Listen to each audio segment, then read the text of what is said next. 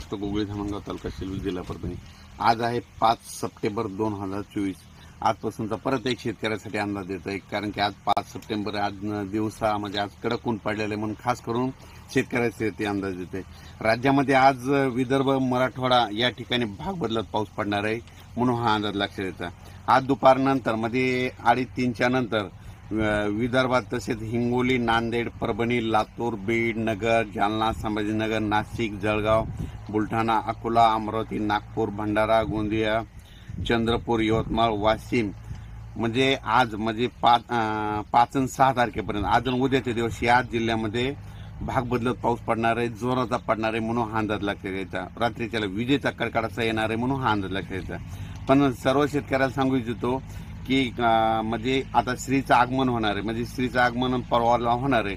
तर श्रीचे आगमन ज्या वर्षी पोळ्याला जास्त पाऊस पडला की श्रीच्या आगमनाला काही भागात पाऊस कमी पडतो, ते यावेळेस फक्त श्रीच्या आगमनाच्या वेळेस फक्त विदर्भ, पूर्व विदर्भ आणि पश्चिम विदर्भ म्हणजे 6-11 जिल्ह्यात पाऊस पडणार आहे। म्हणजे तो सांगायचं झालं तर अमरावती, वर्धा, नागपूर, भंडारा, गोंदिया, चंद्रपूर, बुलढाणा या भागापर्यंत मध्ये विदर्भ मराठवाड्यामध्ये विदर्भ आणि पश्चिम विदर्भामध्ये ह्या 2 भागामध्ये पाऊस पडणार आहे म्हणून हा अंदाज लक्षात। म्हणजे 10, 11, 12 तारखेपर्यंत पूर्व विदर्भ आणि पश्चिम विदर्भात पाऊस पडणार आहे म्हणून त्या शेतकऱ्यांनी ज्यांचं उडीद आसन काढायला 3:30च्या नंतर थोडं ऊन पडणार, 3:30 पर्यंत ऊन राहणार आणि त्या टायमिंग मध्ये तुम्ही तुमचं पीक काढून घ्या। त्याच्यानंतर परत सांगू इच्छितो पाऊस हा काल 4 सप्टेंबरला बऱ्याच ठिकाणी तुम्ही बघा, काल तांबडा आभाळ झालं, लाल आभाळ झालं।